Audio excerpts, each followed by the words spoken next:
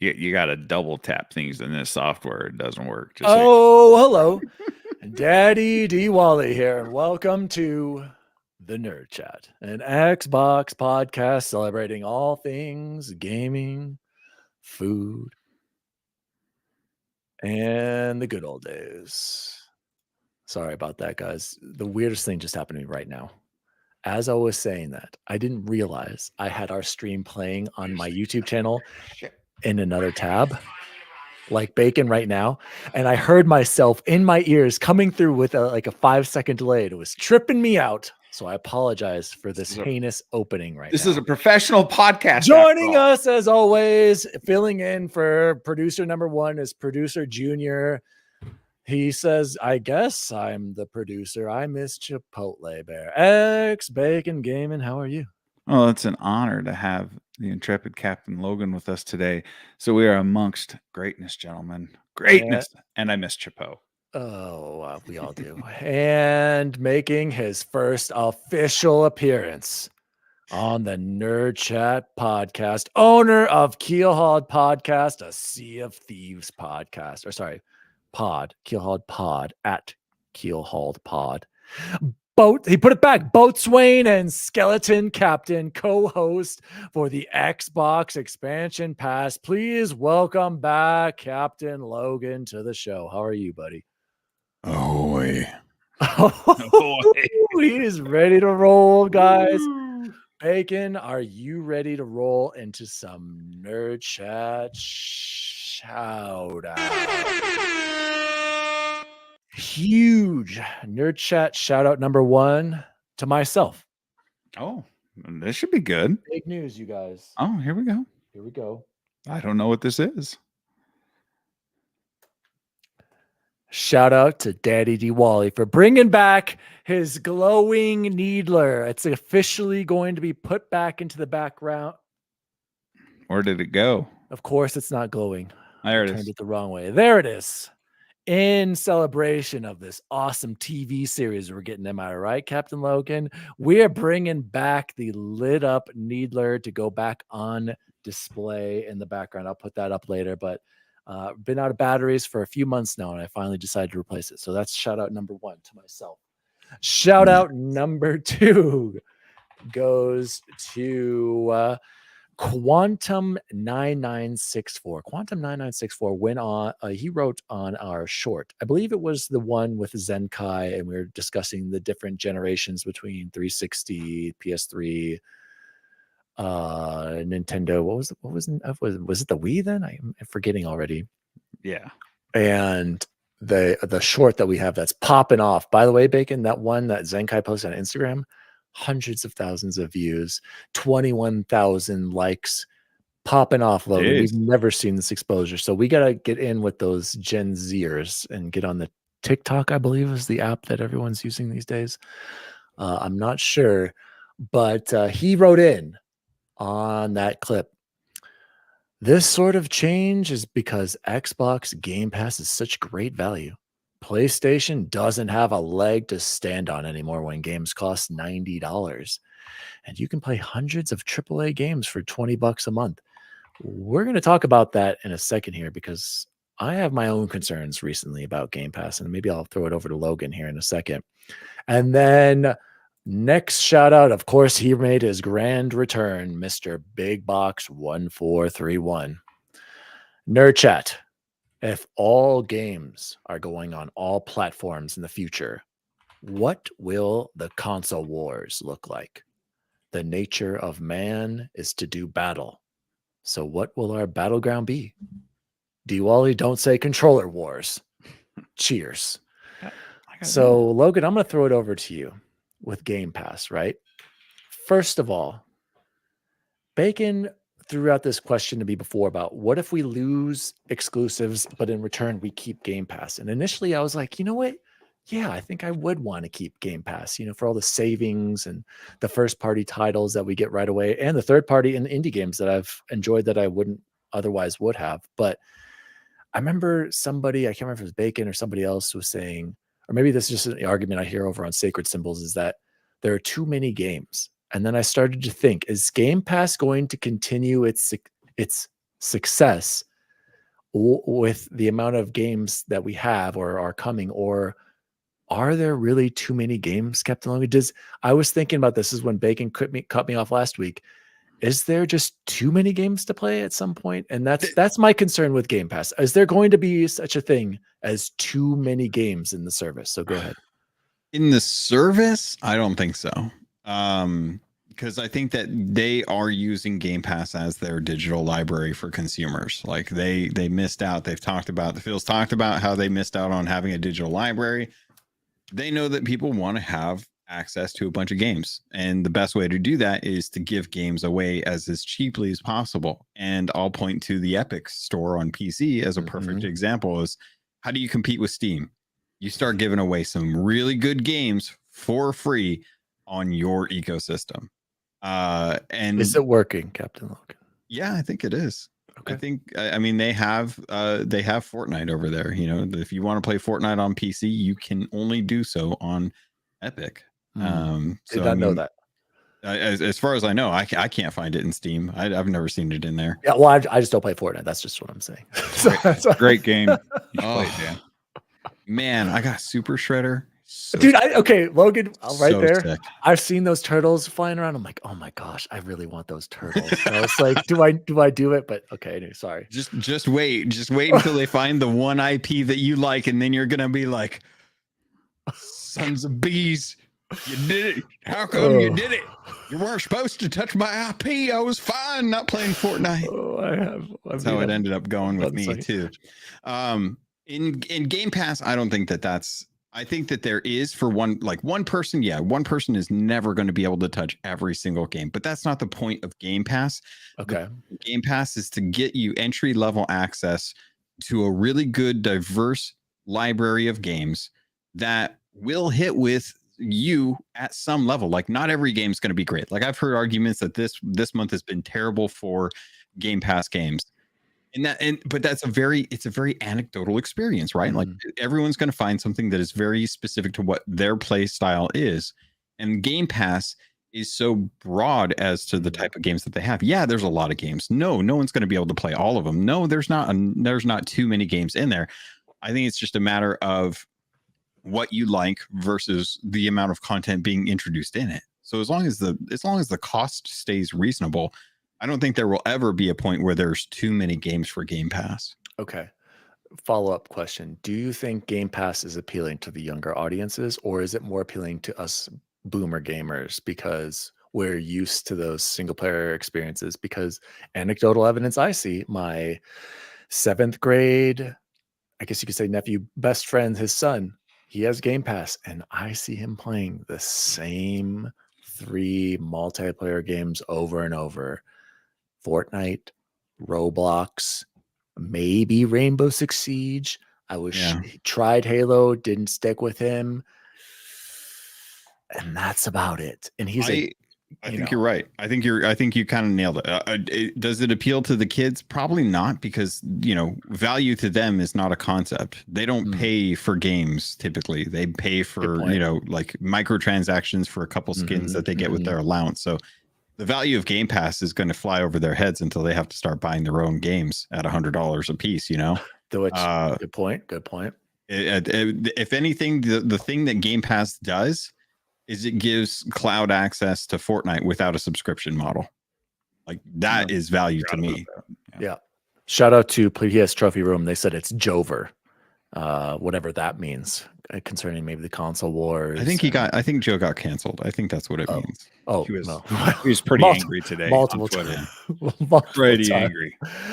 Bacon, I'm going to throw it over to you for BigBox's comment. He said that if all games, which is looking like it's probably going to happen, are going to be on all the platforms, what will the next console wars be or look like? And he says, it's only our nature to always be in some sort of fight, in some sort of battleground. And he said, don't say the controller wars, because we already know the Xbox controller is very superior. Think about it. As soon as they add the stupid haptics that everyone talks about, come on, it's game over at that point.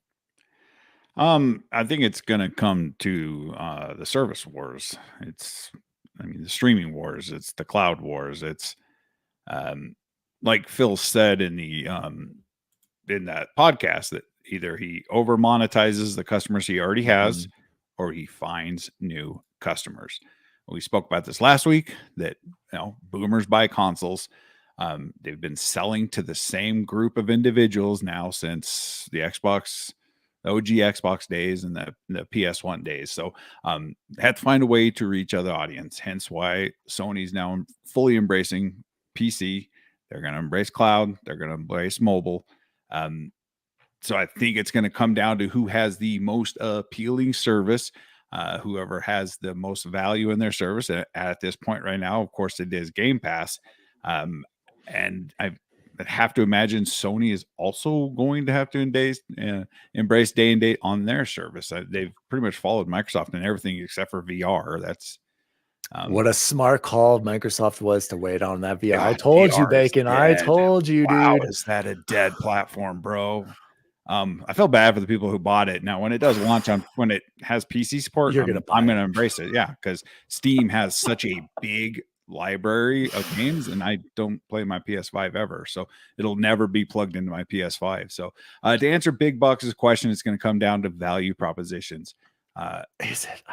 I mean, Microsoft's got one, ace up their sleeve, of course, with Call of Duty, and then also with like Minecraft.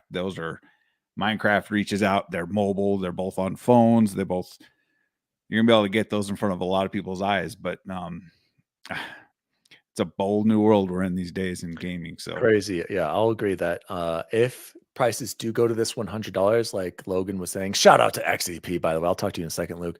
That's where Microsoft is going to have, like you said, an advantage there. But until that happens, I don't know. It's very interesting. Let's see if Sony goes immediate day and date on all their first party games on PC. they'll do that before they go to their console. They'll go PC day and date before console. Logan, do you think we'll be playing another PlayStation first party IP on an Xbox or Xbox platform in the future, or no? I think that, I mean, on an infinite time scale, yeah. Okay. I'm sure we'll probably hit that at some point. Are we looking to see if their console exclusives will hit Xbox in the next 2 generations? That's tough, man. Yeah. Okay. Sony is stubborn. They will not let go of the Spider-Man rights for movies. They hit the jackpot with that one, right? I mean, buying that IP. Yeah, well, I mean, if they can't let it go at this point, but they're still going to make it.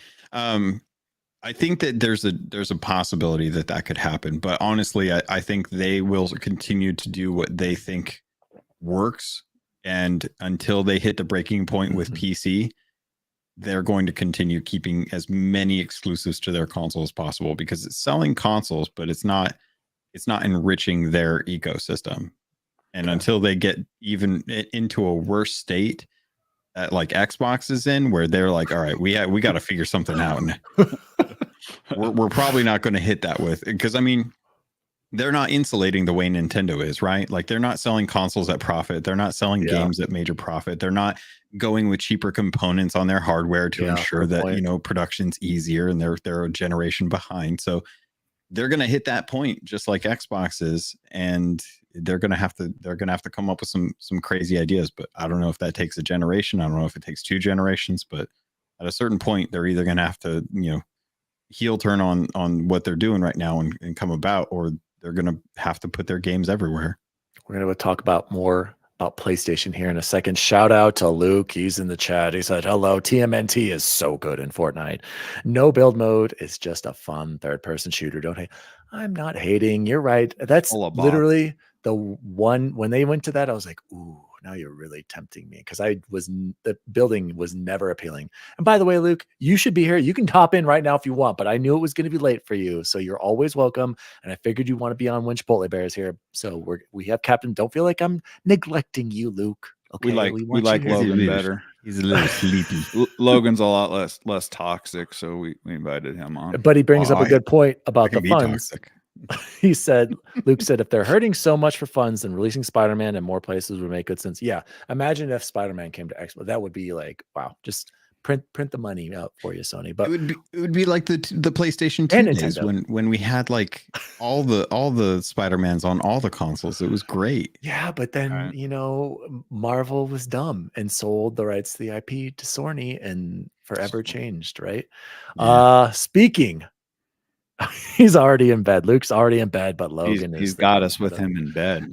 Logan's going to be asleep in 5 minutes. So, Bacon, speaking of Sony Interactive Inc., Yep, let's hold on. jump I into got Xbox news for the week. News team, assemble! pretty good. And I don't know if Bacon has the right title. He doesn't. How do I not? Do you know the reference I'm making, Captain Logan, when I say Sorny? Oh, Storny. Yeah. Sorny, no. I was rushed. Are you a Simpsons fan, Captain Logan? I haven't been invested in Simpsons since I hit college. Okay, but if you've been to that point, there's a famous scene where it's probably between the golden seasons of 3 through 8.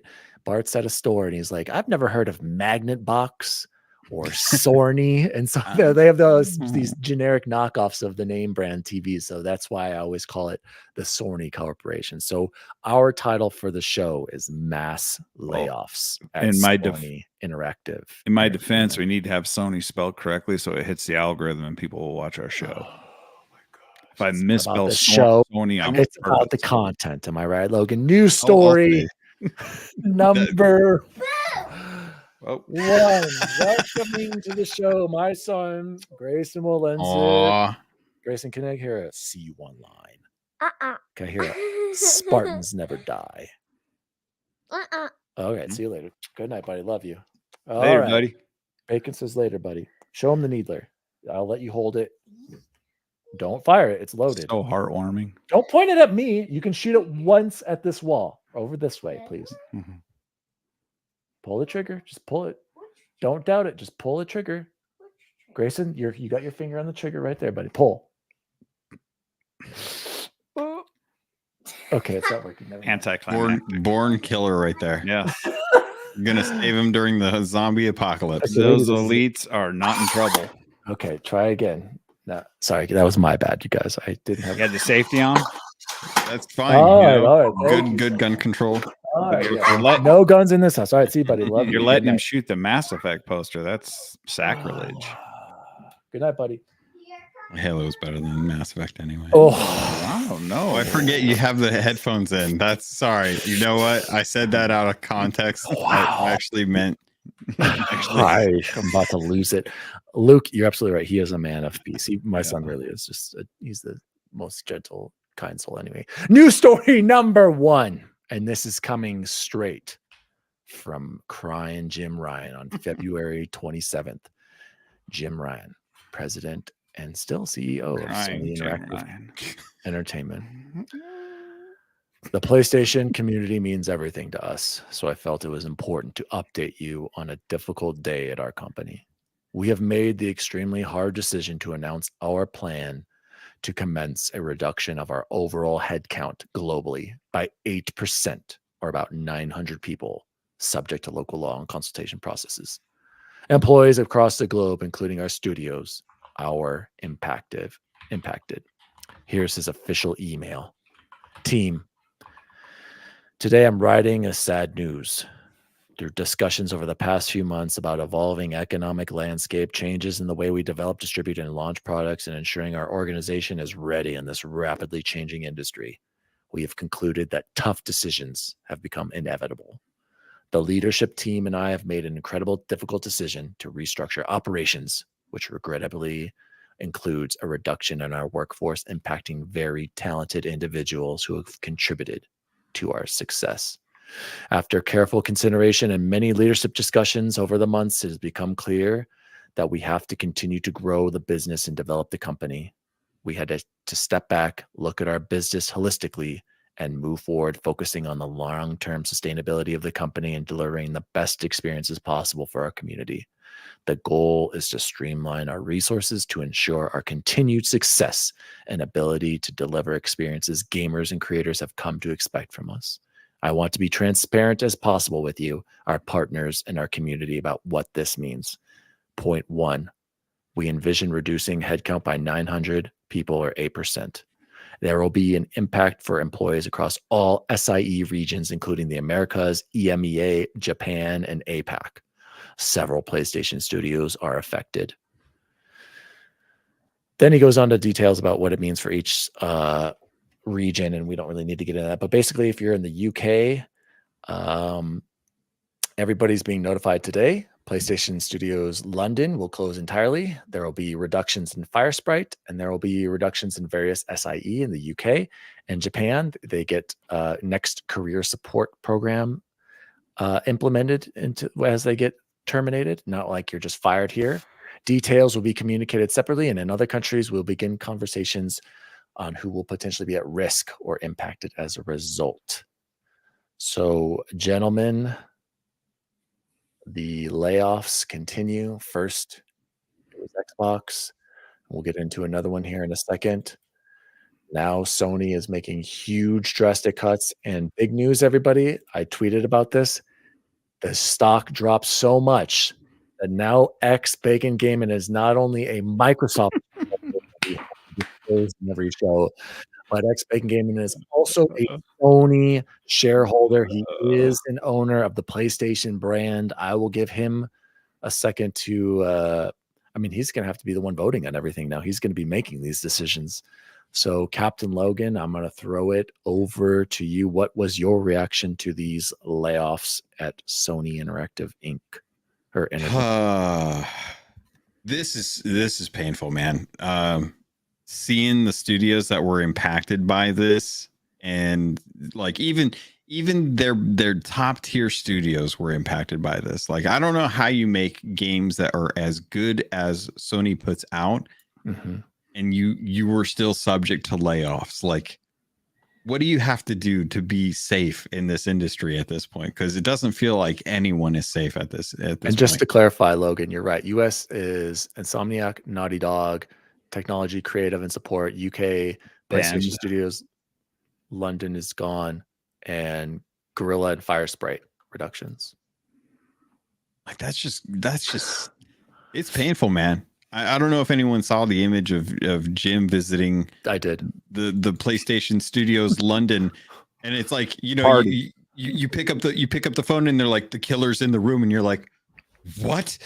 You know what I also envisioned, because Joe was, by the way, shout out to Joe at PS Trophy. He was defending, being like, maybe he didn't know at the time or something like that, which is funny and hilarious. But shout out to Joe for being Joe. Yeah, I envisioned that picture of Bush, President Bush, when he got the call, you know, about when the World Trade Center was attacked. Yeah, and he was just like, oh, but you just got to push through. So who knows? Sorry.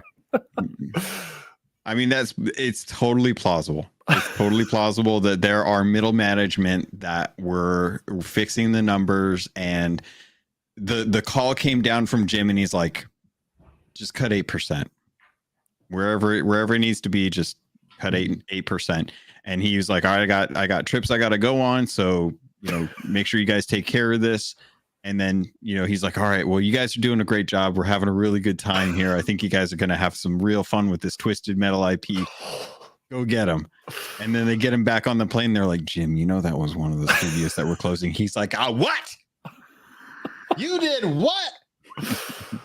How dare you? How's that going to look? They're going to tweet that photo out. And now I'm going to look like the bad guy.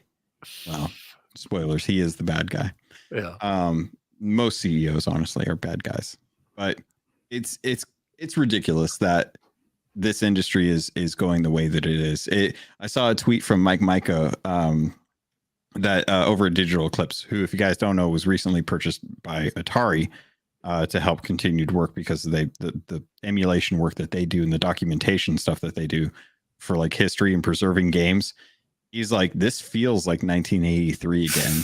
There's an oversaturation in the market. There's games being sold at deep discounts, like layoffs everywhere, like instability. And Nintendo is the only one that seems to have like a bright shining star at the end of the tunnel to really like guide people by. It's like, it's nuts. I don't think we're going to hit a console like crash the way we did. I think it'll be different, but I do think that this bubble's about to pop. So along those lines, Logan, and you did say Nintendo, yeah, is the only one relatively doing. I mean, they're all doing fine, but Nintendo seems to be avoiding these mass layoffs. But let's not forget, where was Nintendo during the Wii U? What would happen to them if the Switch isn't the hit that it was? What if they had stayed on? Bro, they have bank. They have got money in the bank. They True, can live off their true. savings for an entire. If they survived the Wii U, That's they true. can survive the Switch too. They just got to figure out whatever the Switch 3 is going to be to bring them back in. But they've been around for 100 years, man. I feel like they're fine. Yeah, good I'm not point. They got Mario. What else do they need? I mean, If things go bad, guess where Mario's going to go? Because it's going to be everywhere if it gets that bad. yeah.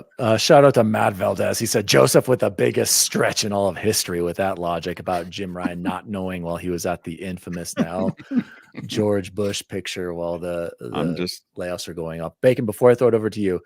So we all say like from what I've heard from all the discourse is like, what can we do to prevent all these layoffs, or what's the solution to all this? And why is there this gaming bubble burst and all of that? And hasn't it always kind of been obvious is what I would say? Like, why haven't they increased the prices of games?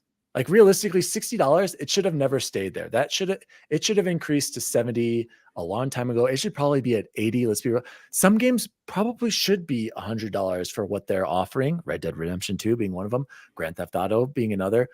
And it's like, why didn't they make that jump earlier? And also, why haven't we made smaller, more confined, more focused games? Why did we have to go with all this overproduction that isn't necessarily seeing the returns? And it's been like this for a long time, especially when we started to see more of that transition. Well, I guess maybe not during the Xbox One, PS4 generation. I guess that's when Sony really hit their stride with their single player exclusives. But you could still argue that we were more moving towards these live service games as a service games with your Destinies, with some of the multiplayer games that we saw late in that generation.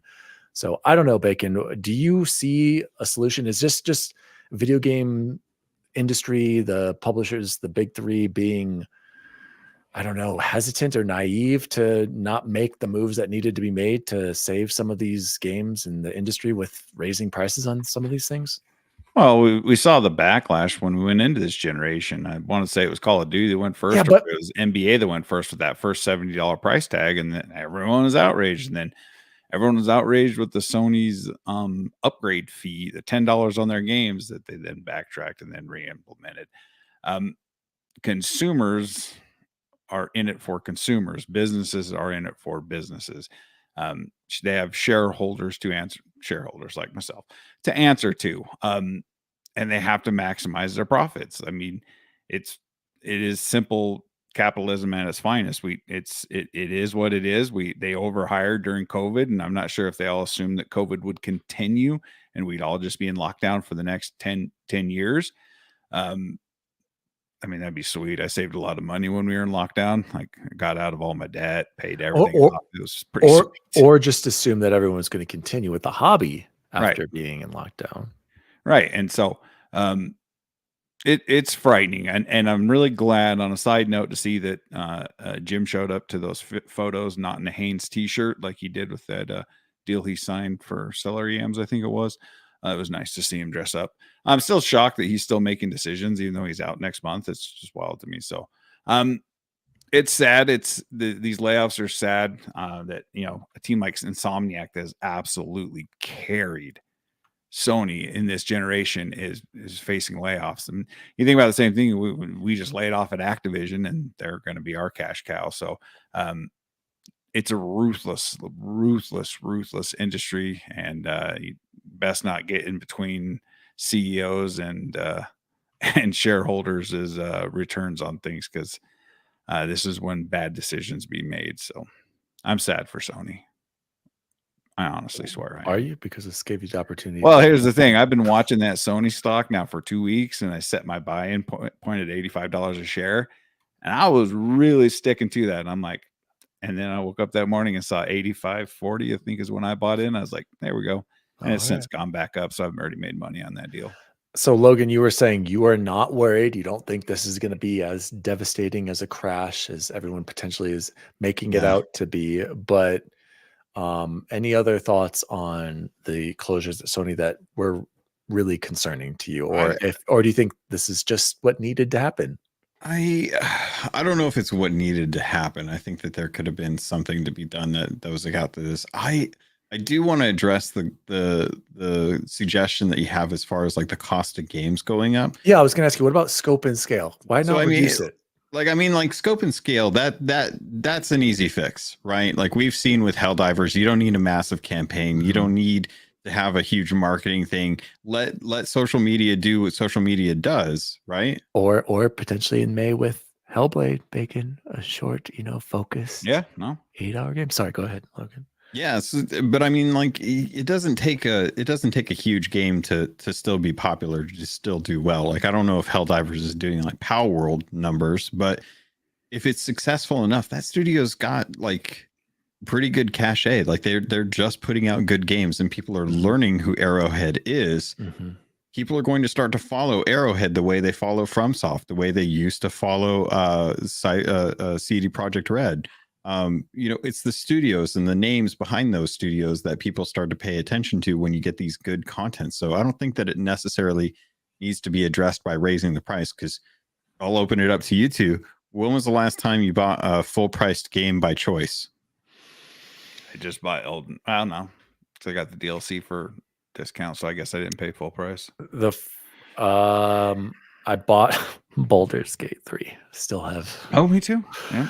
yet to drop into that. But that was the first big one. And before that, I would say it was freaking Bobby got me with Call of Duty. Yeah. Diablo. I paid full price for Diablo. But before that, I would say it had been a while. It was Star Wars Jedi and Resident Evil 4. So 4 games roughly last year that you bought that were full price at the time of purchase. Yeah, I'd say 4 or 5. I would argue that that's probably a majority of gamers' limit. I would say that 4 games a year, full price, as long as people are justifying at least a couple full games off of Game Pass, they justify that. I don't think that I think it's a matter of just people are going to try and buy into games when they can, and that raising the price of the game isn't going to really impact people's decisions, because they're rarely buying games at full price nowadays. Only for the really big things that they really are invested in. Most of us, we usually buy stuff for coverage, but that's a whole different like spectrum. So I don't think that raising the price of a game is really going to impact it, because we've seen them try and mess around with 3 days of early access or a week of early access, and that seems to be doing fairly well for the games as a service, of the multiplayer games where people want to get in and they got to get scaled up fast. We've seen collector's editions with the game code, without the game code, for $100, and some of those bite, some of them don't. They're trying to play around with, having season pass tokens that are good for any season, just to say like, okay, well, you bought into the first season, but you don't necessarily have to claim it. Like, they're playing around with how to monetize it without raising the full game price. But I don't think that you could say like, okay, well, we're gonna put GTA 6 at $200. And there's still going to be a lot of people that are like, I'll buy that. But then there's going to be a majority of people who are like, no, I'll wait for Black Friday. Or I'll wait for it to be a gift. So you're saying, let's say within the next couple of years, $80 will be the standard price. You don't think that will have a positive or negative effect on game sales? No. Okay. I think it'll even out the same way that it has with this generation. I agree with you. And I also, what do you realistically think Grand Theft Auto 6 is going to cost? I think, well, depending, I mean, if we're looking at like a 2025 release date, it'll probably come in at $70, and they'll probably have like $100 or like $120 collector's edition. Or they'll go, a game that popular is going to go early access as well, and people are going to buy the crap out of it to get that early jump. Oh God, yes. Have they done that before though? I mean, No, I guess that's what you're right. That's just they release games every like 9 years. Well, best A game like that doesn't need it though. Like they're gonna be making money off of GTA 6 for the next 10 years, and they're not. I mean, as soon as it goes up for pre-orders, it'll make its money back. Do you think it's better to sell 15 or let's say 30 million copies at $80, or is it better to sell 50 million copies at $40? I mean, it's going to sell. It's probably going to sell 100 million, I would assume. Yeah, that's a tough question, because it really depends on the size of the team. If you can afford to put your game out for $40, you're gonna get a lot more buy-in for questionable stuff, but at the same for people that are like on the fence. Helldivers. Yeah, Helldivers is a good example of like people being like, "Oh, I'll give it a shot for $40," but that at the end of the day, it has to be a good game, regardless. Because you can put something like Foam Stars in PS Plus. What Nobody's game is going to that? touch that game because nobody cares about that game. It's What not game came out? What Did that launch? Foam Stars? That's that foam. That's that. It's the DLC to Splatoon. Did that come out like I've literally not heard one person talk about it. We don't. Foam Stars is out. Foam Stars is out. Weird. But that's the thing, right? Best of luck to all of those who have lost their jobs. That's that sucks. I mean, yeah, there's nothing else to say about that. It sucks. So, what do you think the announcement's going to be to raise their stock price? That's the question, because it's been down. PC day-and-date launchers. What? I don't know. You're the shareholder. You got to worry about that now. Moving on to more negative news. News story number 2. Electronic Arts is also laying off 5% of its workforce. It plans to focus more heavily on owned IP, sports, and massive online communities. And this is coming from Tom Ivan over at VGC. The company employs about 13,400 staff, and it could be cutting up to about 670 jobs. EA CEO Andrew Wilson said in a letter to employees, given how and where we are working, we are continuing to optimize our global real estate footprint to best support our business. We are also sunsetting games and moving away from development of the future licensed IP that we do not believe will be successful in our changing industry. This greater focus will allow us to drive creativity, accelerate innovation, and double down on our biggest opportunities, including our owned IP, sports, and massive online communities to deliver entertainment to players want today and tomorrow. So this means, as part of the cuts, EA has canceled the in-development Star Wars first-person shooter over at Respawn. And there is also news that they have closed Ridgeline Games. The studio formed in 2021 to work on a future Battlefield single-player game. Gentlemen, this is sad news for me personally, because I'm a huge Battlefield fan. I'm worried about where that franchise is going, honestly, as much as I actually enjoyed Battlefield 2042, one of the few who enjoyed that game. But I miss the Battlefield 3-4 glory days. And then Respawn, that one really hurts because whatever Respawn makes, it's always a banger slanger, as Joe and Kyle like to say. Respawn does not miss. So to hear EA is cutting the Star Wars potential first-person shooter game was very sad to me. Bacon, what did you think about this news? Because you were the one who sent this to me. I wasn't even aware. This was just today, if I'm correct. Like I want to say today. It was yesterday. It's yesterday. When you think about why we would cut the IP games, most likely the Star Wars license games, right? We assume that's the Mandalorian that Respawn was working on. And that makes me wonder how much those rights are to use those kinds of, like Sony, how much they're shelling out for Wolverine and stuff like that. And X-Men. And all of their profits already in trouble. And to see a company that prints money like EA running from licensed IPs, that is concerning, because I mean, they said that they're going to continue with the next Jedi Fallen Order, or the Jedi Fallen, whatever we're going to call this, their run. So that one's safe, but then they're putting Respawn basically back onto Apex. What is Respawn? Apex. What are they doing now? Respawn, of course, is probably working on the next Jedi. Sorry, but then they're going to continue to just pile money into that, and Madden makes money. Madden makes crazy money. Now college football, right? They're all EA is probably just going to be a straight sports studio once the next Jedi launches, and they're just going to wash their hands of original content. So it's shocking me, and you're right. How you can slap the hands of Respawn, like who's also brought, like Insomniac to Sony, incredible success that has carried EA. Well, I don't know. Maybe I don't know how much they made on their games, but this critically. This is renowned. absolutely shocking news. And we all love Battlefield, but we love Battlefield for what Battlefield used to be. We love the big Call of Duty style campaign and the crazy antics that happened in the multiplayer with 2042 with no campaign and all that, and the weird like heroes we were being and all that stuff where they completely lost their way, but they've brought it back. I've played it it's in hours and hours now. and hours in the last calendar year with all the updates and fixes to it. And if they could just go back to the old standard infantry and equipped a bazooka and a med pack and a rifle and go to town. So this has been a rough week now that I'm looking at all our freaking stories about this crap. So tying into that, Bacon, before I throw it over to Logan, do you think that these layoffs at EA, like Bacon said, it was them canceling these games really was the expense of licensing these IPs and the expectations with that? Or does it go back to what the young Zoomer kids like? These free to play, these massive, they even said it in this letter saying the massive online opportunities, the massive online player games, is it more of they actually are like that Star Wars game, first a single player shooter, that's not going to make us any money.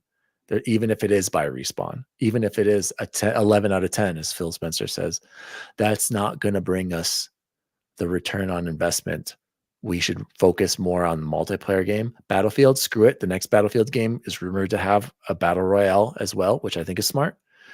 Again, focusing back on this new generation of gamers. So, Logan, I throw that over to you. If I had to weigh in on one or the other, I would say that the IP is probably the biggest crunch on them.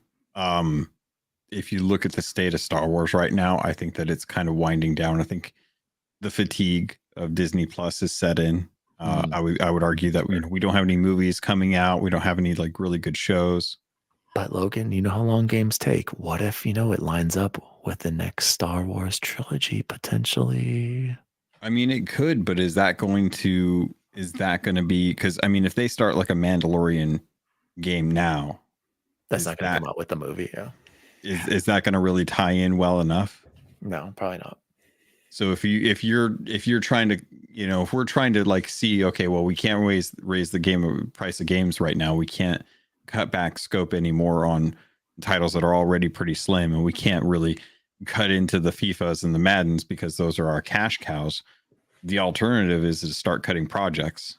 And if you start looking at what projects you've got, if you look and see like, okay, well, Mandalorian's pretty much done. So there's the chances of people buying into that aren't going to be that high in 3 to 4 years. And we don't know enough from what Disney is doing to bank on coordinating that with them.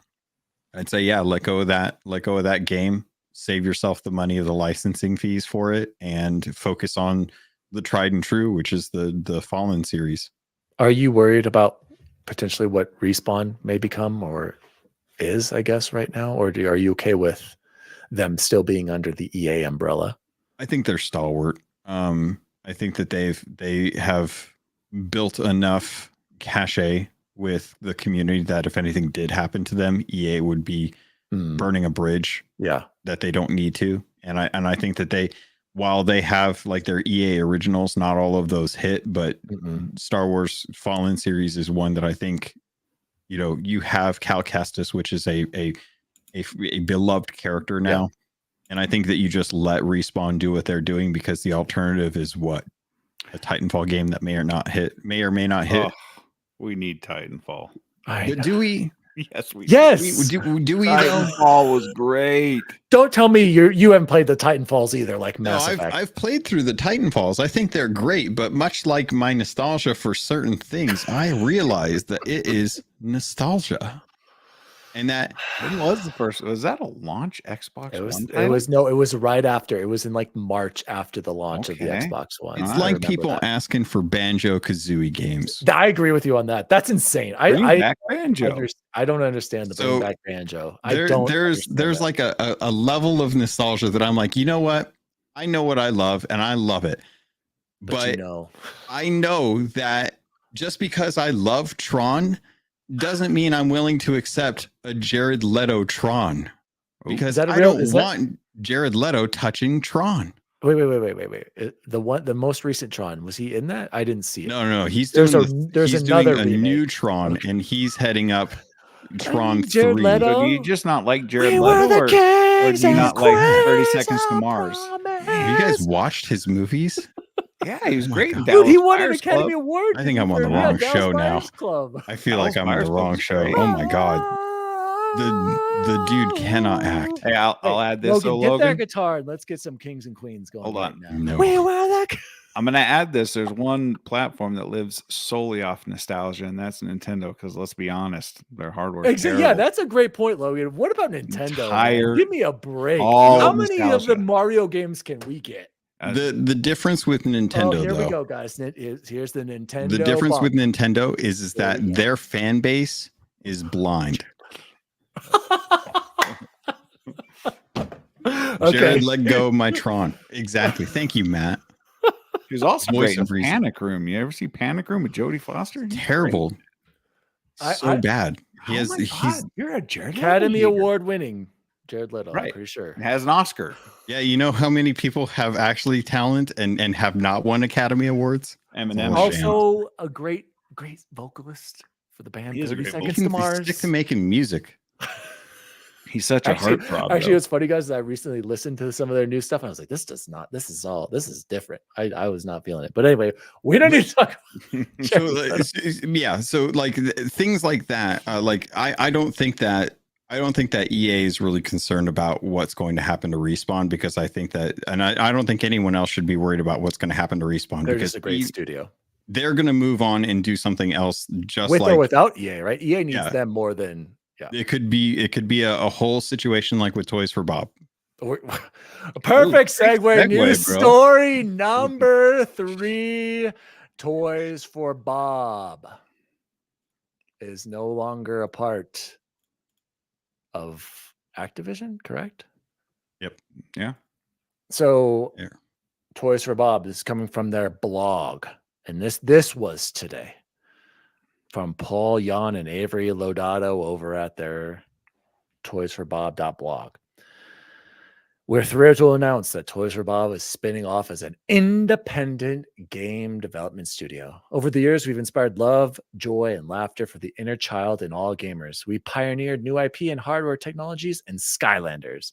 We raised the bar for best-in-class remasters in Spyro, Reignited Trilogy, and we've taken Crash Bandicoot to innovative, critically acclaimed new heights. With the same enthusiasm and passion, we believe that now is the time to take the studio and our future games to the next level. This opportunity allows us to return to our roots of being a small and nimble studio. To make this news even more exciting, we're exploring a possible partnership between our new studio and Microsoft.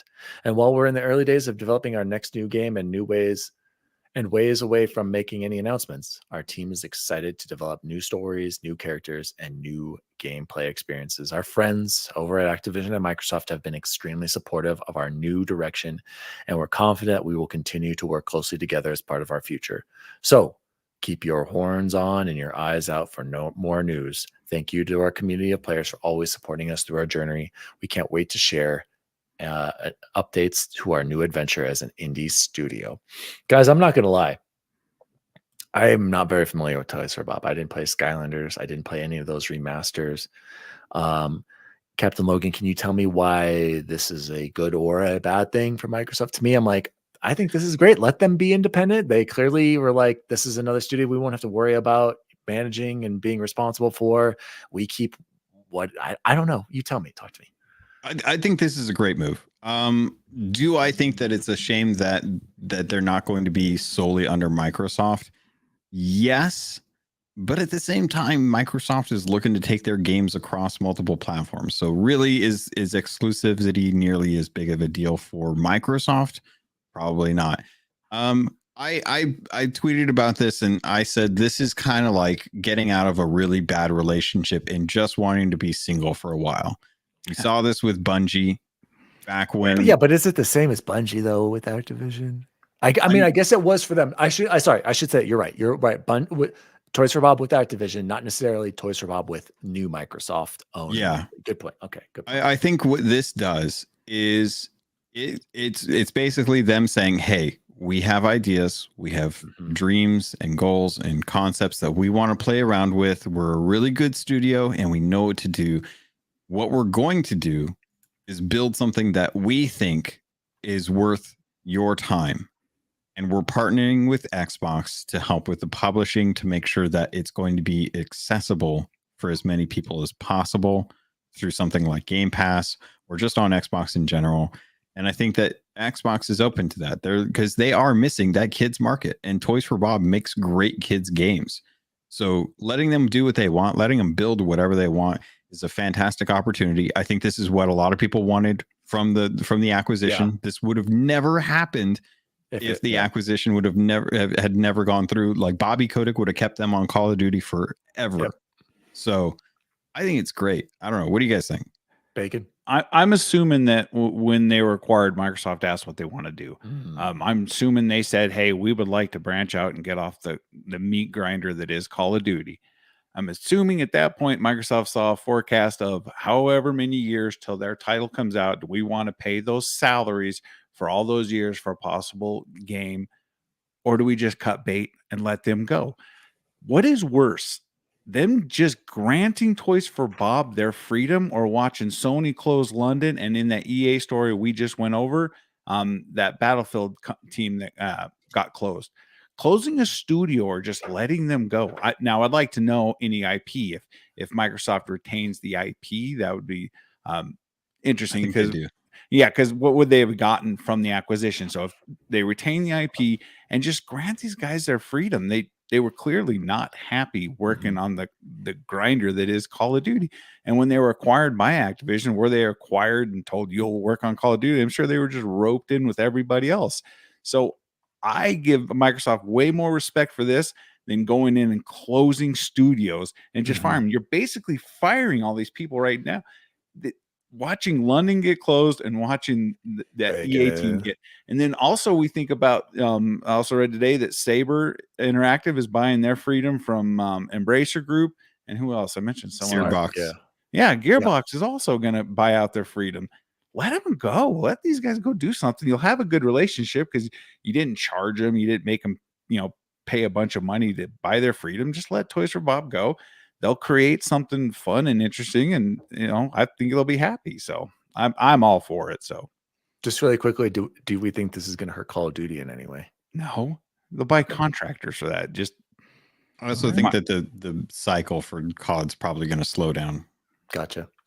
Let's move on to our last news story for the week, and this one will be kind of quick because I just laughed when I read this, and because Bacon's grinding away. No. Elden Ring director says Shadow of the Erdtree will have a Sekiro-like leveling system, so you can't just steamroll it. This is coming from Tyler Culp over at PC Gamer. Max level Elden Ring characters won't be able to breeze through Shadow of the Erdtree when it arrives this June. The DLC will use a separate leveling system borrowed from Sekiro, according to director Hidetaka Miyazaki. In an interview with Famitsu, translated by Reddit user The Angry Furlong, Miyazaki said that in addition to the normal rune-based leveling system, you'll also have a Sekiro-like attack power stat unique to the DLC areas. Presumably, raising it will make you do more damage on top of the stats you already have. Miyazaki said the system was added to replicate the freedom you had in the base game to explore and level up before tackling bosses, and he specifically says it'll allow you to more easily experience this even in the high level range. That last bit suggests that you won't be able to steamroll through the new area with a maxed out character. You'll need to raise this new attack power stat to make a dent in the health bars of the new bosses, a few of whom will be equal to millennia in difficulty. And if truly like Sekiro, you'll probably gain the resources to increase your attack power based off the bosses you can actually defeat. And I wanted to share this, Captain Logan. I don't know where you stand on Elden Ring, aka Game of the Generation, aka the second greatest game ever made, only behind the Mass Effect trilogy. Fair. I guess I'll start there. Are you a fan of Elden Ring or the Souls games in general, or is it just not your cup of tea? It's funny that you bring this up because I'm probably one of the few people that kicked off on Elden Ring because after waiting a very long time, and these FromSoft games are just not my cup of tea. That's fine. It's fair. They're slow. What? The combat feels too punishing. They need to introduce a difficulty setting for olds like me. It's not my bag. I think I'd rather play a Zelda game, to be honest. But I respect them for the game that it is, for everyone enjoying it. I think that's great. This feels a lot like what Cyberpunk did with Phantom Liberty last year. I haven't gotten to that. They had a brand new system that they introduced that you would level up through that campaign for the DLC. You could bring in your character, but you weren't going to be able to like push through it the way you would if it was just like taking your high level character and starting on a fresh game. How do you feel about that in general? Do you think like this is fair? Yeah, I think it's fair. I think that's what FromSoft fans want. They want a challenge. Yeah, that's true. Bacon, any thoughts on this? It's frustrating because I'm currently playing Elden Ring again and I suck at it. So I was able to beef up and actually got through Margaret, the first guy, on first try and didn't die. And I died like 95 times to him. You love the power level. That's what I would do. Right. And I'm not doing any chicken farms like Deja Vu and stuff. I'm actually just going through the world, killing everything I see. I'm, what am I, 30 something hours in, and I'm only level 55 right now. So I've only really that's pretty high. 55 is pretty high at that point if you're fighting Margaret. I've been through Margaret, and then the next one with the arms and the dragon arm. So he's easier. I've been through 2 bosses and I've got 30 something hours in that game. But I'm thoroughly enjoying the process. I did a lot of rune farming, the cheap ones in my first playthrough, and I said I wasn't going to do that again like Deja Vu did. And I suck at Sekiro, so that's a way more difficult game. Yeah, it seemed way harder. So, the guy knows what he's doing. They make incredible games. They make beloved games. So I'm never going to question what Miyazaki comes out with until I can't play the game and beat it. So, and the fact that you didn't like Elden Ring is a travesty, bro. Man, Mass Effect. Why did we bring? I know. Who invited? What are you guys talking about? I like Mass Effect 2. Oh. It's just Mass Effect 1 that was not fun. What about 3? You didn't finish it though, did you? 3 I never finished. Oh my I God. played through 2 like 2 or 3 times. Okay, 3 I'm just gonna ignore that. 3 was the best one, if you ask me. So here's the thing is that when I was playing through the Mass Effect games, it was because I was buying late into the Xbox 360 ecosystem, and I was playing alongside the Gears trilogy. Oh, so it was like back and forth between those games. Yeah, and they're both similar kind of third-person shooting mechanics, even though I would argue that cover based. Mass Effect 3 is much more diverse with the powers. But we don't need to talk about Mass Effect. I did want to throw this back to you about Elden Ring. You said that, Logan, it needs a difficulty adjustment. I would argue that you can make these games easier if you just do that. There are ways to just over level your character, and the game can be pretty dang easy if you do it correctly. So there is with Elden Ring specifically. For other games, it's much more difficult to level. Like Sekiro, there's no way. You just, no matter how much you get certain things, it doesn't really matter. You got to learn how to parry, and it sucks. So, and the first Demon Souls and Dark Souls 2, I would even say is anyway. So what are your thoughts on with Elden Ring specifically being like, I would argue you can make this game easy. Even you would be like, okay, I can get through this game pretty easily. I think that's fine, but it's the effort that's required to get to the fun that True. I don't want to have to invest in. I don't feel like Elden Ring does not deserve 50 hours of my time to beat the game by over grinding. Okay. If they just put in easy mode, or just like checkpoints or something. And here's the thing is I play these games, but are not these games. Star Wars Fallen series is a fantastic example of how you can have difficulty. You open up the parry window, you give yourself a little more health. Yeah, you increase the amount of stuff that you can heal, or the stim health, stuff like that. There's ways to build this game that can offer difficulty settings without pulling away the whole idea of like how hard it is to beat these games. And I also read in some other article, I wish I remembered, he did say something about accessibility, that they're thinking about it, but I don't know how much they'll really address that in the next game. But I do remember him specifically saying they are trying to figure out some sort of middle ground. So shout out to Deja Vu. Yes, Deja Vu. I mean, you can do that, and you can have a super bomb character, but you're gonna have to. Everyone's going to be on equal footing when this DLC comes, and I'm super excited. And also, we're forgetting you can do a lot of any co-op, and that does help to have some of the people there. It's just the broken co-op. Let me put so bad. The furlong symbol down. Furlong, toes, fingers, or whatever. Anyway, by the way, Logan, before we move on, you brought up Zelda. I'm still chugging away at the awful Skyward Sword, and you're right. I gotta say, if this game just had normal dang controls, I probably would enjoy this game a little bit more. But why does Zelda have to be like this? Just what's up with Skyward Sword? What are your thoughts on that? Did you play that game? I mean, I played through a fair amount of it, but I mean, it's one of those games where they leaned into the gimmick that is Nintendo. Yes. Okay. And I skipped the Wii generation because I saw what they were doing, and I was like, me too. That's cute. No. Give me a controller. It's true. My parents waited in line to get that, like when it first released, waited hours at Target, got for me. I was so pumped. I played a little bit of Twilight Princess. I'm like, nah, I'm good. Sold it for Third Eye Blind tickets in Salt Lake City, Bacon. So that's what I spent the money on. Twilight Princess is better on the actual console it was intended for, which was the GameCube, and the controls are better. Oh, and that's the one I missed. Anyway, we don't have to talk about Zelda anymore. Guys, that has been the Xbox/gaming news for the week. Let's jump into what have we been playing and or watching. Let's throw it over to special guest number 1, Captain Logan. What have you been playing, buddy? I started playing Final Fantasy Remake. Oh, good on PC? Because no, actually, what? You have a 4080 Super and you're not playing on PC. Yeah. I invested about as much money as I needed to, which was PS Plus. I got Final Fantasy Remake through PS Plus, and I was like, all right, I already own this game. I don't need to buy it, and I'm not going to give them my money. I already have it.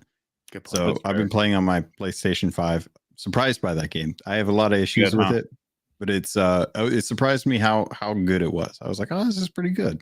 Were you a fan of the originals at all, or no? Never played it. Okay. So you're like Bacon. You guys are both new. Both have been playing Final Fantasy VII Remake. Captain Logan, have you at least done the correct thing and watched videos on the original? No. You guys. Oh. He does this every week to me, Logan. Just sit back and relax. He'll yell a little bit. Just spend an hour of your day watching a video recap of this. Oh my God. What do I need to learn about that? That is. I mean, isn't the point of this one just to kind of play through the? I mean, it's called Remake. Like, I feel like the story should be a pure experience. He heard this from someone on Twitter, and he agreed. Were we talking about how nostalgia is dangerous? That's a good point. That's good. I'm not saying it's nostalgia. I'm saying to understand the story as it was originally told and to compare and contrast. Besides Final Fantasy VII, Captain Logan, is there anything else that you want to shout out that you've been playing?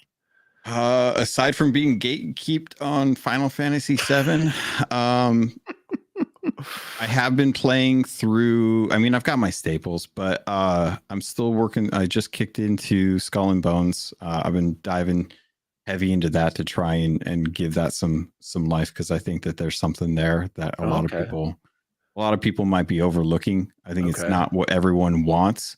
No, but I think that there's something there that people can enjoy that if you look for it. But Helldivers, man.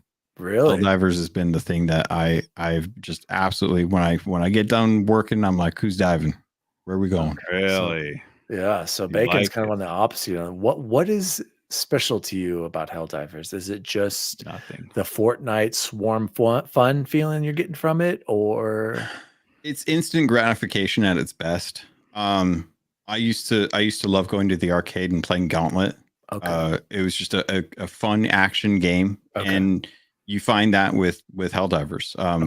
I jump on with friends. The gunplay's good. The momentum is limiting, so there's the difficulty there. The stratagems are the meta, so try and figure out like what's going on. But the music is satisfying.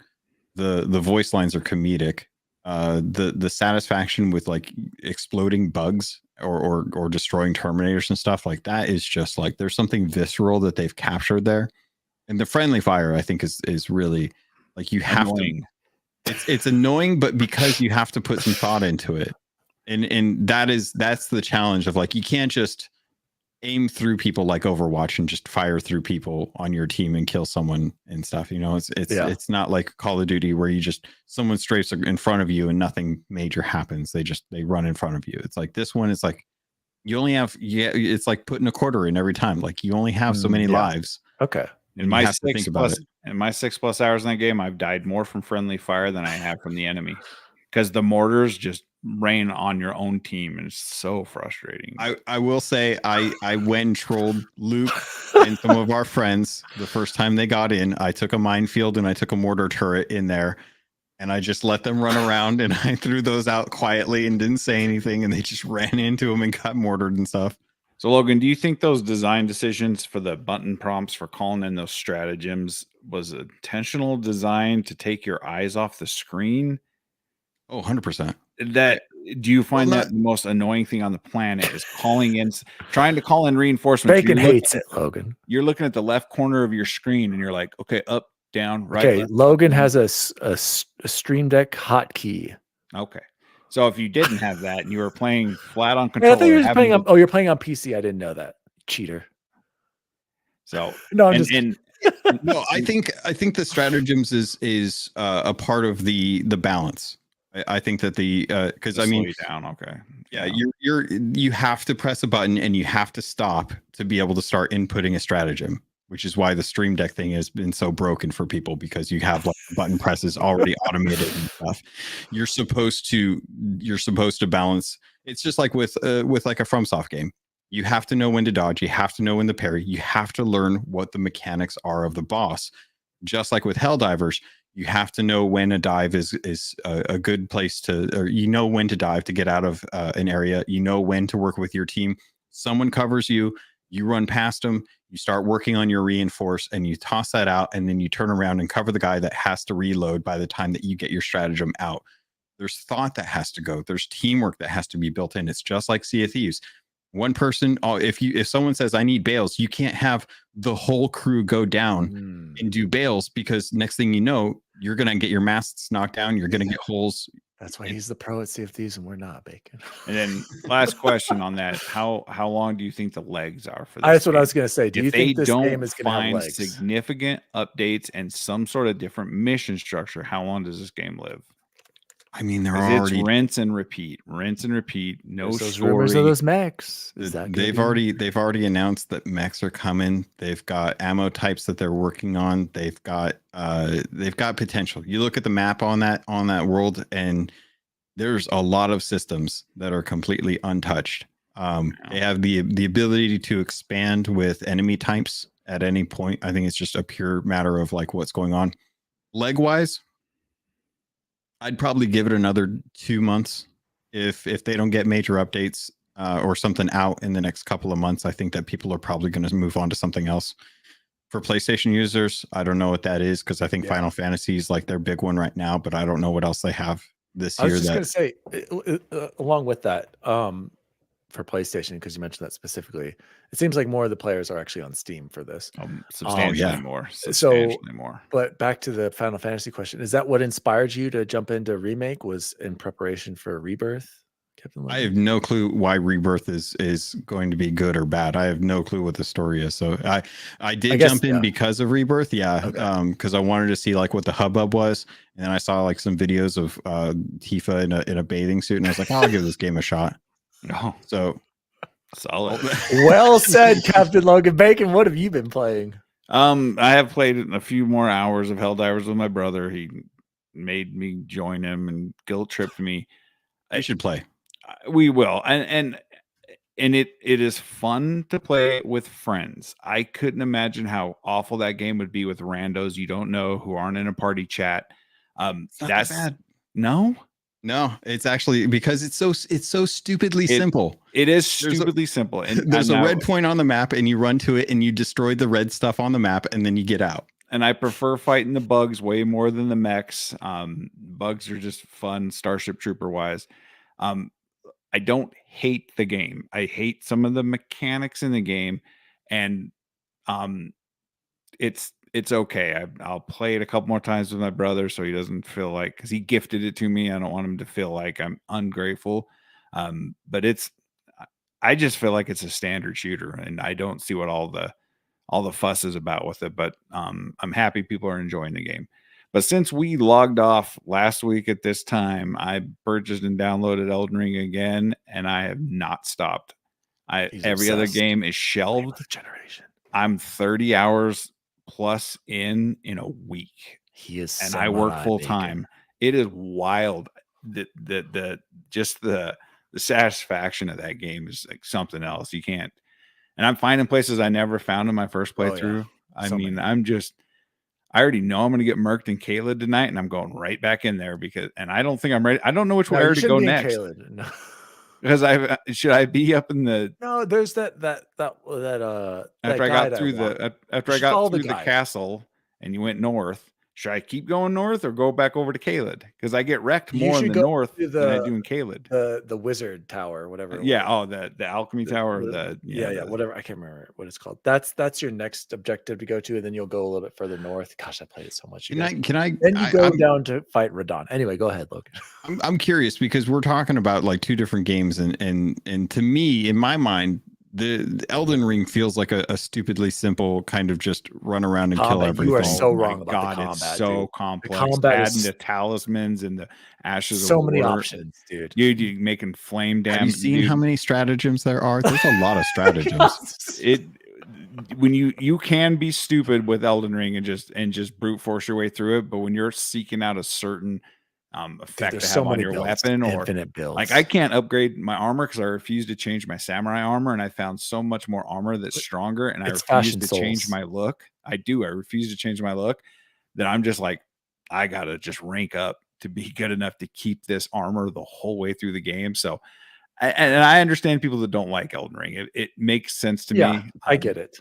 I'm never. I hated it too at first. Remember, Bacon? Right? Remember how much I disliked it? I was like, I don't get it, and then it clicks. Dude. It did. There's no game that has that combat, Logan. Yeah, Zelda, older Zelda. That was like the start of it, like Wind Waker, Ocarina era Zelda. Like those were. That's what I was saying to these guys a couple weeks ago. If Skyrim doesn't, or the next Elder Scrolls doesn't make some sort of adjustment to its combat, I don't think people are going to like it. They need to evolve. They need to have a roll. They need to have a dodge, and they need to have some sort of parry, or it's not going to be a good news for them. Sorry, baby. But I basically had to start this playthrough because my original save's on Xbox, and I sold my Xbox, so I'm kind of like, oh, if I want to play the DLC. But now that we heard all this news about the leveling, I'm like, do I really need to do this playthrough? No. Can I just start in the DLC? But just enjoy it. But literally the second I launched that game, I was like, I am stuck again. And I had 6 days in my first playthrough. And so and I saw your stats on Steam, Dan, how you got all the achievements in 58 hours. Freaking legend, bro. You had to have farmed the hell out of some chicken. You know what's funny is I did it in even shorter amount of time. No, I just knew the route. And you're right. Yes, I did. I power leveled at first, but I'm not like I never went to the chicken farm. I didn't do that until I was already 100 at that point. Okay. Like I was already like, I didn't do that. There's a way you can get to it at the beginning of the game. How many hours, Logan. How many hours is 100 levels in this game? Oh man, my first playthrough, I think I had 150 hours in my first run. Yeah, and I was like 100 and something. Upper 150s. Like, dude, it's the world is so cool. It's and the just different biomes. There's something about that game that is just absolutely incredible. Logan, I got every achievement on Xbox. Then I went and got the platinum in PS4, platinum on PS5, and then I also got all Steve achievements. Like that's how many times I played this game and knew where everything was. My best run was on PS4. I think I did it in like 33 hours, Bacon. Wow. But even then, you guys, and what the point I was trying to make is that on my last PlayStation run, there was a character in the round table area, Bacon, where I was like, I didn't even know you were here this whole time. There were caves where I'd been. I'm like, I've never been here, and I'm actively trying to go into different spots at time. That game.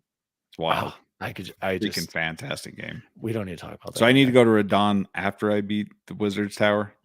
Yes, but follow the That's what I guide. You can figured, easily yeah. get 1,000 out of 1,000 on that bacon. Follow the guide. Shout out to Matt Valdez. Matt Valdez said, Logan, don't fall in Final Fantasy, or the next news we'll get is Jared Leto being cast as Tifa in the live action movie. Oh, you read it. You said LOL. Tifa and what's her name? The other one, Aerith. Yeah. Yeah, they're both just abject smoke shows. So I'm here for it. As far as what I've been playing, I don't have much to add. I've still been chugging away at Kingdoms of Amular. You're still bacon. going. I'm still going. going. It's weird. Like sometimes I'm Wild. like, this is the same thing, but I don't know. I'm still having fun. I don't know what it is about it. I'm gonna beat it. But I did want to shout out, and this is platinum trophy number 40. And I'm gonna say it right here on the air. This will be my last platinum trophy, possibly on my PS5 for a long time, because I am selling my PS5. It will be up on the Facebook Marketplace here soon. Shout out to A Light in the Darkness. Oh, you can't really see it. A Light in the Darkness is about an hour and a half, 2-hour game, if you want to call it, more of like a walking sim about a family caught in the Holocaust in France. And it was very powerful. Every time I watch something or read something about the Holocaust happening, it blows. I still can't believe that this stuff happened, and how, like, when I watched Saving Private Ryan, or when I watched the Band of Brothers. Band of Brothers episode 9, I just, in Call of Duty World War II, that there's a level similar to that. Every time I read some of this stuff, I'm just absolutely like, I cannot believe that this happened, and that people let it get to this point and it got this far. And the reason I shout out again to Sacred Symbols and Colin, he brought on the developer on the show last year, and I remember him shouting it out. And absolutely, guys, I think this game, or experience, I should say, is worth your time. I learned about just how families in France were treated right when the invasion happened, and I learned that Henry Ford was a big anti-Semitic guy, and now I feel guilty about owning my Ford Expedition, and how he was like, he published these papers about how Jewish people are just evil and everything. Like, I was just like, I can't believe this happened. So again, shout out to A Light in the Darkness. It's on PC, it's on PS5. I think it was supposed to come to Xbox. I'm not sure. It's free, so it is absolutely worth your time to check out. Yeah, it's absolutely free. So pick it up on your platform of choice. Why are you selling your PS5? Because of day and date coming to PC, baby. Got to get my PC build going. Captain Logan, I don't know if you knew, I bought it, that 4080 Super, had to return it. Didn't fit my motherboard, my proprietary motherboard. It wasn't going to work. I wasn't going to do a new build right then and there. I'm going to have to do a new build down the road. I'm still deciding. I'm going to keep teasing Bacon that I'm going to buy an Alienware PC with a 4080 just to piss him off some more, another proprietary brand. But can I tell you right now, the last PC that I bought was a Alienware Aurora R9. There you go. Don't tell Bacon that. It had an NVIDIA 1080 that I used in my new build for a few months because I was waiting to get a good deal for a new graphics card. That Alienware survived 5 years of life of me just slowly modding it little by little, putting in new hard drives, upgrading the RAM. It was a really good system for the price that it paid. Problem with those kinds of pre-builts, and Dan is finding this out, is proprietary parts. Nothing is standard in those things. They make their own parts. Even though they say money, some of it I'm is. telling you, I could have got that. I could have got that card in your PC if you would have let me, but you didn't let me. So, and I understand wanting to build a new one and having fancy awesomeness. So I get that. RGB. You got to have RGB. I'm looking at a whole bunch of it to my right, but and then also such a pain too, by the way. I forgot to say that this Halo episode, the last one, was absolutely incredible. Are we talking about the Reach one or the most recent one that's today? Oh, I haven't seen that one today. The Reach one was. We're going to talk about that another time. And we don't want to spoil it for Logan here, so we'll save it for another, guys. Oh, yeah, you're waiting to watch the whole thing, aren't you? Yeah, that's done at the end of the month, isn't it? No, I think it goes into March a little bit, if I'm not mistaken. So if you like, I'm gonna have to pay for a month of it. Yeah, just wait. Nah. Guys, I got that code. Game Pass. Yes, Game Pass Ultimate, baby. Yes. Gentlemen, let's close the show like we always do with the best food we had this week. Logan, would you like to start, or do you need some time to think about the best food? No, buddy. I got it is hear it. Employee Appreciation Week at my work. I Okay. got because Logan, I work before you remote. go, keep going. Yeah. We don't even know. Tell us about your background. What's your day job? I work research and development for a company. Okay. I don't know if I want to get. I don't like to get That's too fine. much. That's fine. That's fine. Okay. Major That's details, but I work from home, and it's a comfy job. It's not that like I don't make like the triple figures or anything, but it's a comfy job. But it's Employee Appreciation Week. Really love my company that I work for, and they gave me like a $15 DoorDash coupon or gift card. So I went and got DoorDash for the local Japanese restaurant that's near where I live. I got a little teriyaki bento box. Okay. Which is just like it doesn't look impressive, but I guarantee you it's ambrosia. Nice. It just tastes so good. So I got to treat myself after a hard work day to that today, and that was it's beautiful. I love it. Very good. Very good. Bacon, I need you to add. I've already added them. You already added. Let's bring up the ticker, guys. Here's an up to date. We've made it 201 subs, 96 Popeyes spicy chicken sandwich eaten, 69 breakfast burritos. Nice. 15 Chipotle burritos eaten, 22 Big Macs or quarter pounder with cheeses, and 60 fast food pizzas have been devoured by the Nerd Chat co-host Bacon. But the best food I had this week, I had to do some more research this week. There's this debate going on: Chick-fil-A or Popeyes. Which one has the best chicken sandwich? And I got to say, I ate just the standard chicken sandwich from Chick-fil-A. Didn't add the delicious Chick-fil-A sauce or my new favorite, the sweet and spicy sriracha. I ate it completely plain. And I got to say, Bacon, no, it was really good. It was really good just by itself. So the new king standard chicken sandwich, I got to give it to Chick-fil-A. And I've always been a fan, but I hate saying this. But after I ate that, I ate a spicy deluxe chicken sandwich from Chick-fil-A. It's good, but it wasn't as good as the king of spicy chicken sandwiches, the Popeye spicy chicken sandwich. And so at that point, I was like, who's going to take the crown? Popeyes, consistently good service, even though not the best locations. The past 2 times that I've been to Chick-fil-A recently, they've messed up our orders. They didn't give me one of my sandwiches last night. And they also didn't give my wife and kids, when they were hangry, their mac and cheese that Allie specifically went to get. So right now, they're back to being even when it comes to the chicken wars. So can we count them? Because I eat plenty of Chick-fil-A. No, we're not counting it. No, we're not. No. We're not counting it. No. It doesn't. I can never find a Popeyes in our neighborhood.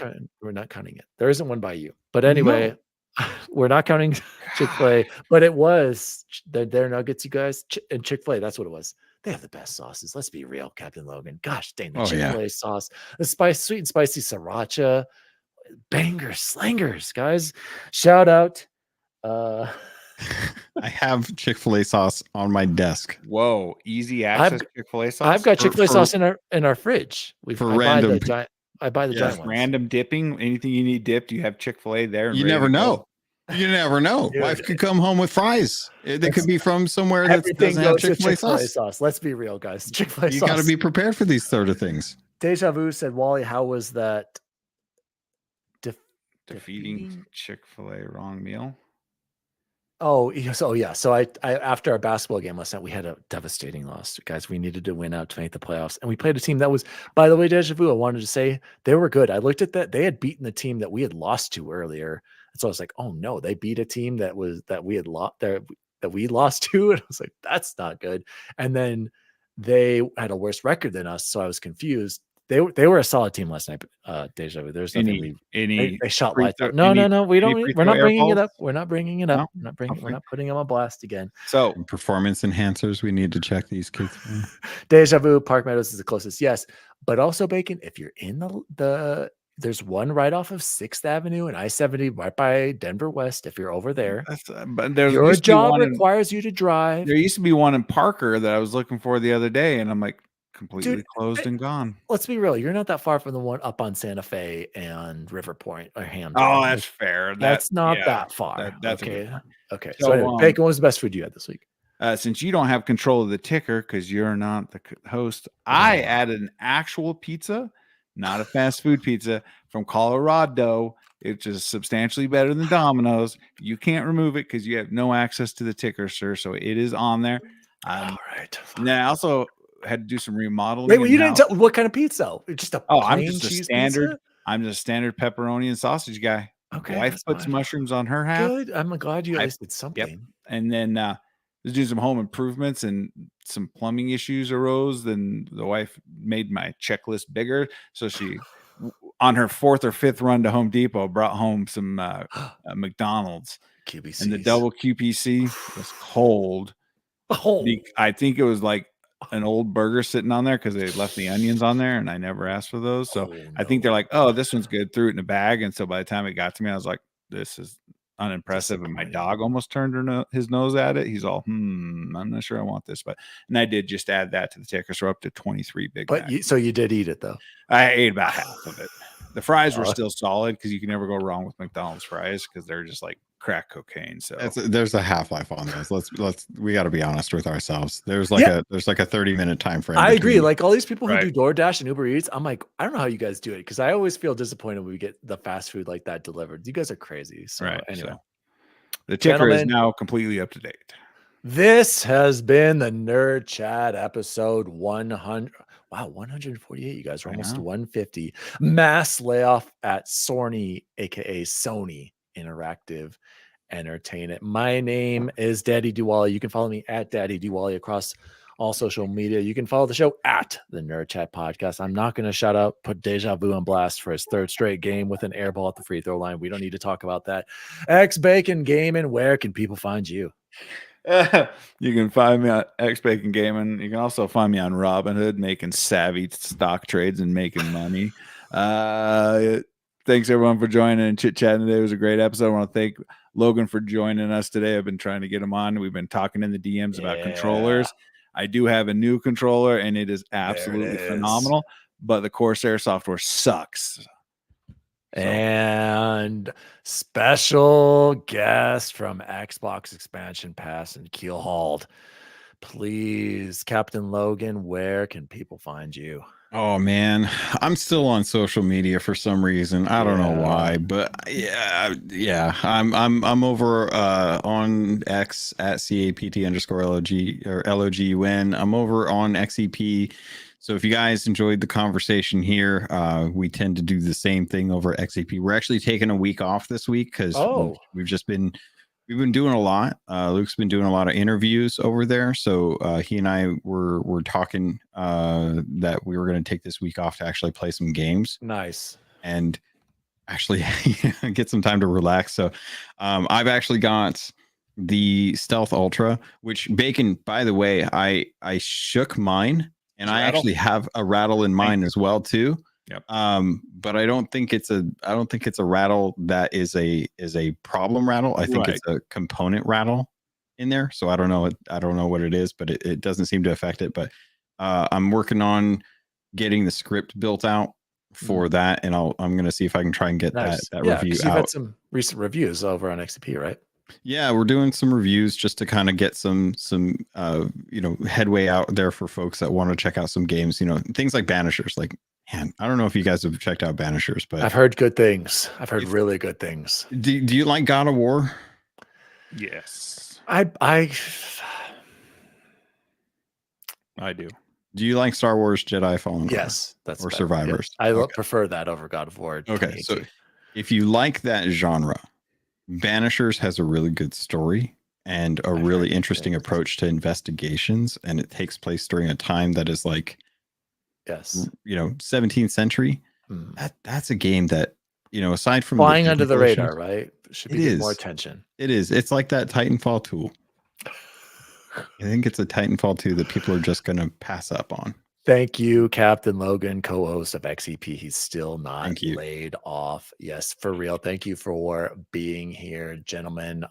Just very quickly, by the way, at the end of next month, we are going to have an update on the XEP Cross PS Trophy Room Class TNC Battle Royale 2024 standings.